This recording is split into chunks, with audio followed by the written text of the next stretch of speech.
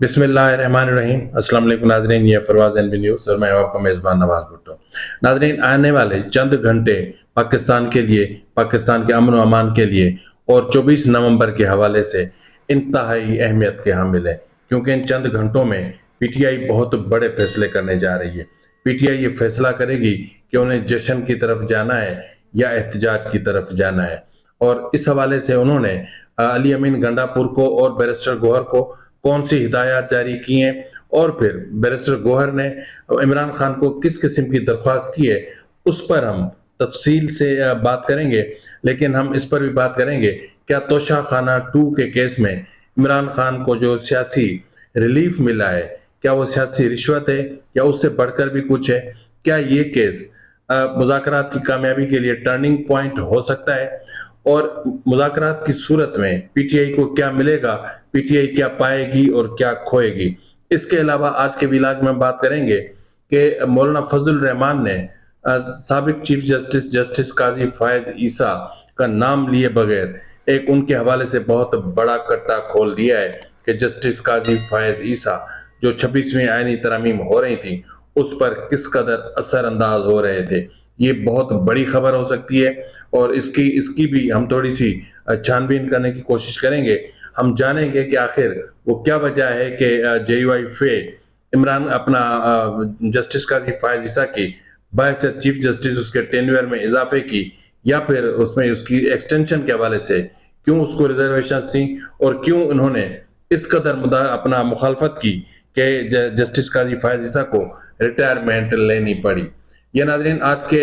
Vlog के हमारे subjects हैं जिन पर हमने बात करनी है। आपसे छोटी सी गुजारिश कि अगर आपको मेरा व्लॉग अच्छा लगे तो मेरे चैनल को सब्सक्राइब करें, लाइक करें, शेयर करें, बेल आइकन जरूर दबा दें ताकि बर वक्त आप तक व्लॉग पहुंचे। और छोटी सी गुजारिश कि जो है वो कमेंट बॉक्स में आप अपनी आरा से भी जरूर आगाह करें ताकि हम अपने प्रोग्राम को मजीद बेहतर बनाने की कोशिश कर सकें। नाजरीन, सबसे पहले मेरे ख्याल में हम चलते हैं जस्टिस काजी फायज ईसा के हवाले से, बल्कि यूं करते हैं कि हम पहले दीगर इश्यूज पे हम बात कर लेते हैं कि इस वक्त पीटीआई को सबसे ज्यादा जिन मसाइल का सामना है वो फाइनेंशियल इश्यूज है। फाइनेंशियल इश्यूज के हवाले से सुबह को गुज़िश्ता रोज दोपहर से ये चीजें चल रही थी कि फंड रेजिंग के हवाले से किसी किस्म के इकदाम किए जा रहे हैं, लेकिन इस वक्त ये एक ट्वीट आपकी स्क्रीन पर है जिसमें आप देख सकते हैं कि खुद बानी पीटीआई इमरान खान ने ओवरसीज पाकिस्तानी से दरख्वास्त की है कि फंड रेजिंग के हवाले से वो कुछ करें, क्योंकि 24 नवंबर की जो कॉल है उसको कामयाब बनाने के लिए बहुत किस्म के इकदाम की जरूरत है और कुछ माली इश्यूज भी हैं। इसके अलावा मैं आपसे एक अर्ज कर दूं कि पीटीआई जितना पाकिस्तान में एहतजाज की कामयाबी के लिए कोशा है और सर तोड़ कोशिश कर रही है, इससे कहीं ज्यादा जो पीटीआई का ओवरसीज चैप्टर है वो बहुत ज्यादा कोशिश कर रहा है। यहाँ तक कि इस वक्त तक की जो इतलात है कि अपना जो एहतजाज होगा वो आप हैरान हो जाएंगे कि लंदन में 10 डाउन स्ट्रीट में, Manhattan, New York, Washington, Ireland, Canada, Italy, Norway, Australia, New Zealand, Belgium और Holland, Japan, Germany, France, Switzerland और साउथ कोरिया समेत मजमूई तौर पर 23 ममालिक में बहुत सख्त एहतजाज करने का पीटीआई ने प्लान बनाया है। अगर इन 23 ममालिक में एहतजाज होता है और सख्त एहतजाज होता है और अगर टाइम स्क्वायर पे भी सख्त एहतजाज हो जाता है तो उसके नतीजे में पाकिस्तान पर इंटरनेशनल प्रेशर डेवलप हो सकता है और जो अमेरिकन एडमिनिस्ट्रेशन है वो इस हवाले से किसी किस्म के इकदाम कर सकती है जिससे पाकिस्तान की दुश्वारियों में कहीं ज्यादा इजाफा हो सकता है। तो ये एक बहुत बड़ी डेवलपमेंट है और इन्हीं ओवरसीज से ये भी कहा गया कि वो पीटीआई के लिए यानी पाकिस्तान के लिए भी फंड रेजिंग करें, चंदा इकट्ठा करें, हमारी मुआवनत करें ताकि हम इस वक्त जो जिन मुआशी मुश्किलात का शिकार हैं हम उससे निकल सकें। अब नाजरीन, इस सूरत हाल को अगर हम देखें तो ये सिचुएशन पहले से ही पीटीआई को पता था कि माली मुश्किलात का सामना करना पड़ सकता है और इस वक्त करना पड़ रहा है, और यही माली मुश्किलात हैं कि जिनकी वजह से पीटीआई के अंदर शदीद इख्तलाफात पाए जा रहे हैं या शदीद इख्तलाफात बढ़ रहे हैं। पीटीआई के रहनुमा आमने सामने आ चुके हैं, एक दूसरे पर इल्जाम तराशी की जा रही है और सबसे ज्यादा जो पैसा है वो खैबर पख्तूनख्वा हुकूमत का इन सियासी मकासद के लिए इस्तेमाल हो रहा है। ना तो कोई स्कूल बन रहा है, ना कोई कॉलेज बन रहा है, ना कोई हॉस्पिटल बन रहा है, ना कोई हॉस्पिटल अपग्रेड हो रहा है, ना कोई सड़क बन रही है, ना कोई फ्लाईओवर बन रहा है, कुछ भी नहीं बन रहा। लेकिन अगर बन रहा है तो ये बन रहा है। पीटीआई की हुकूमत है केपीके में और खैबर पख्तूनख्वा में अमन और अमान की सूरत हाल इस हद तक बिगड़ चुकी है कि आए दिन जवानों की शहादतें हो रही हैं, लेकिन इनको वफाक पर हमला करना है। इनको बनू की तरफ नहीं जाना, इनको सवात की तरफ नहीं जाना, इनको वाना और वजीरिस्तान की तरफ नहीं जाना, लेकिन अगर जाना है तो इस्लामाबाद जरूर जाना है ताकि वहां पर जाके ये सियासत कर सकें।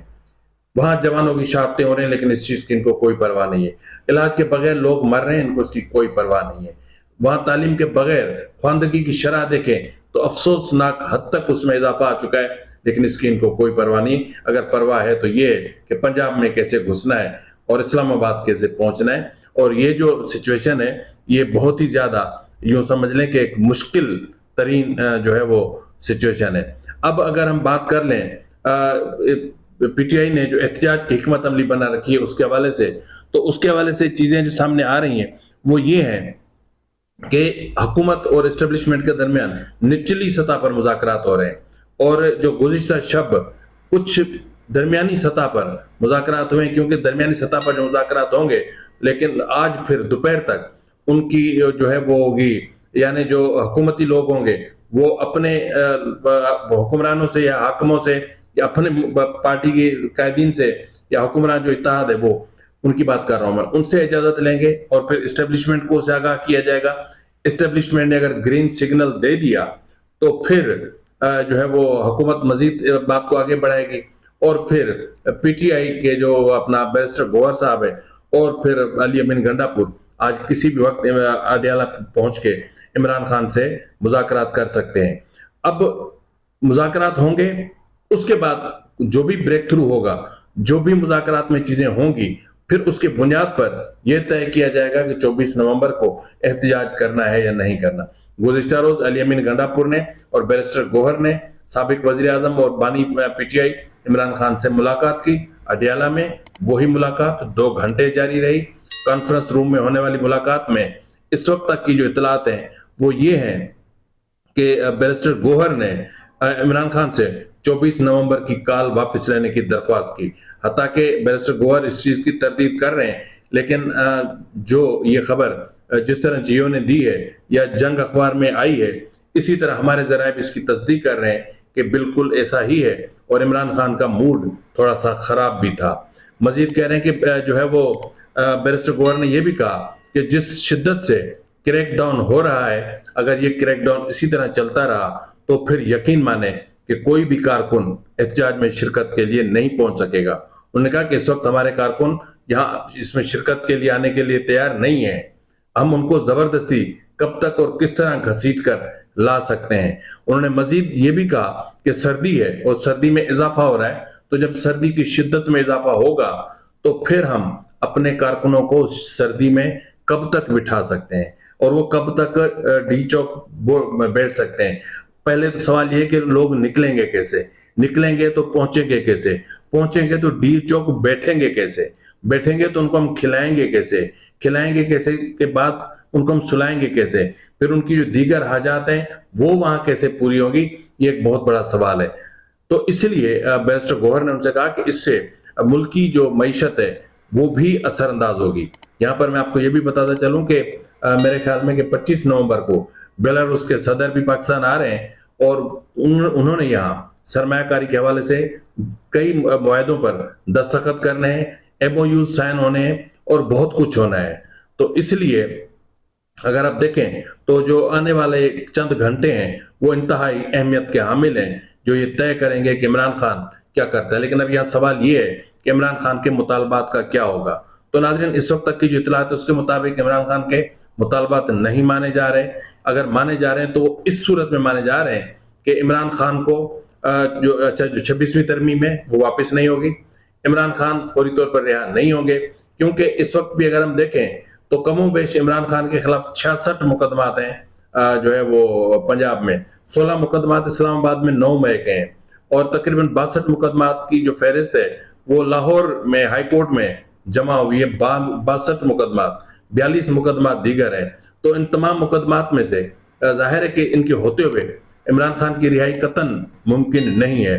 अब यह है कि जो गुज़िश्ता रोज जो तोशाखाना 2 में इमरान खान की जमानत हुई, वो बेसिकली जमानत नहीं हुई, वो मुज़ाकरात के हवाले से, या यूं समझ लें कि मुज़ाकरात की कामयाबी के हवाले से एक कोशिश की गई है। इमरान खान को एक लॉलीपॉप दिया गया है, एक यूं समझ लें कि सियासी रिश्वत दी गई है कि अगर हम यूं कर सकते हैं तो फिर यूं भी कर सकते हैं। ये जमानतें मेरिट पर नहीं है। अगर मेरिट होता तो इमरान खान को इस वक्त तक सजा हो चुकी होती। और इस केस में इमरान खान इसलिए सजा मिली है कि हुकूमत ने एक पत्ता अपने पास और रखा हुआ है, और वो है 190 मिलियन पाउंड केस का, जिसमें गुज़िश्ता रोज बुशरा बीबी ने पेश होना था, लेकिन वही कि मैं बीमार हूं, और अदालत में ये भी कहा गया कि बीमार तो नहीं है, वो तो पॉलिटिकल एक्टिविटीज कर रही हैं, वो तो फैमिली एक्टिविटीज में अपना घूम फिर रही हैं, वो तो नहीं है इस तरह, बीमारी तो उनको कोई नहीं है, कोई तकलीफ नहीं है। तो इस हवाले से जुमे तक का टाइम दिया गया है बुशरा बीबी को कि आप अदालत में पेश हों, और जो 79 जो है वो क्वेश्चंस का एक उनको दी गई शीट, उसके मुताबिक जवाब जमा करवाएं। मेरे ख्याल में जुमे की आखिरी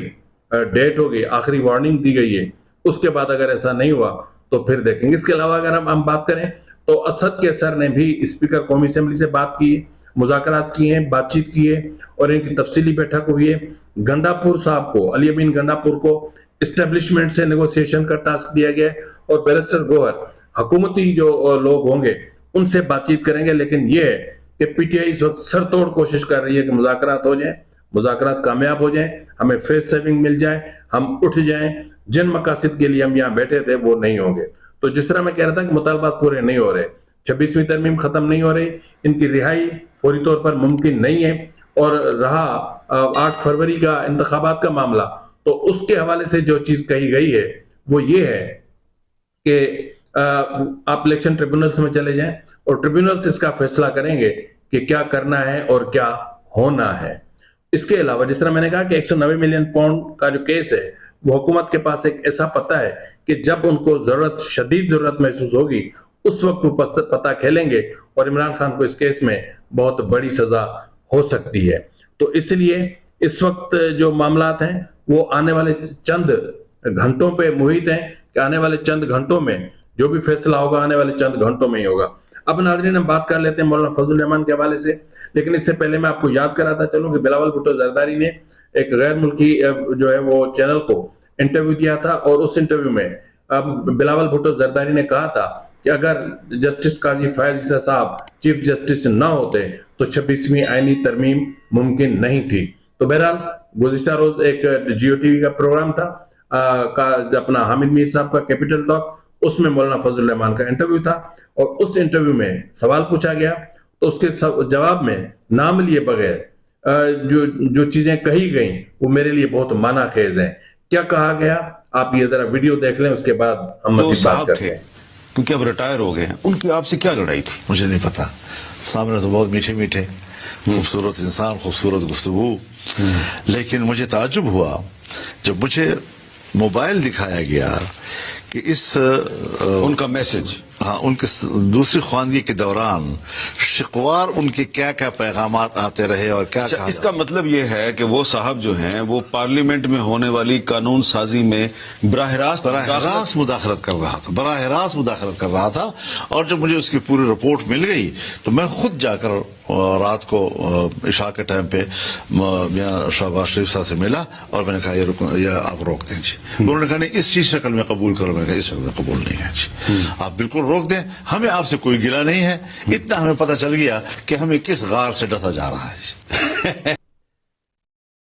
नाज़रीन, हम जैसे जो है वो बाशऊर किस्म के लोग, कानून और आइन की जो है वो बालादस्ती पर यकीन रखने वाले लोग, पार्लियामान की बालादस्ती पर यकीन रखने वाले लोग, जस्टिस काजी फयाज ईसा के लिए पता नहीं हम क्या से क्या कहते रहे, लेकिन आज जिस तरह मौलाना फजल रहमान ने कहा कि हमें उनके मैसेजेस दिखाए गए कि ये है, और जो 26वीं आईनी तरमीम हुई थी और जो मुसवदा बना था उसकी एक एक शिक के हवाले से जस्टिस काजी फयाज ईसा व्हाट्सएप पे अपना इनपुट दे रहे थे और हुकूमत को गाइडलाइन दे रहे थे कि इस तरह करें, इस तरह करें, इस तरह करें। बिलखुसूस प्रैक्टिस एंड प्रोसीजर के हवाले से और ऑर्डिनेंस के हवाले से भी तो इसलिए ये चीजें, यानी अब मैं मुतवातिर कह रहा हूं कि सिर्फ जस्टिस मंसूर अली शाह, जस्टिस मुनीब अख्तर मुतनाज़े नहीं है, जस्टिस काजी फायज ईसा भी मुतनाज़े हो चुके हैं। तो इसलिए अब ये चीजें खुल रही हैं, अभी और चीजें खुलेंगी। और जहां तक मेरी इतलात है कि जस्टिस काजी फायज ईसा बहुत ज्यादा मुतनाज़े होने की वजह से चले गए, बसूरत दीगर जस्टिस काजी फायज ईसा को एक्सटेंशन दिया जा रहा था और वो एक्सटेंशन ले रहे थे और वो एक टेन्यूर और चीफ जस्टिस रहना चाह रहे थे। फिलहाल के लिए इतना ही, मिलते हैं अगले प्रोग्राम में, तब तक इजाजत दीजिए। फी अमानिल्लाह।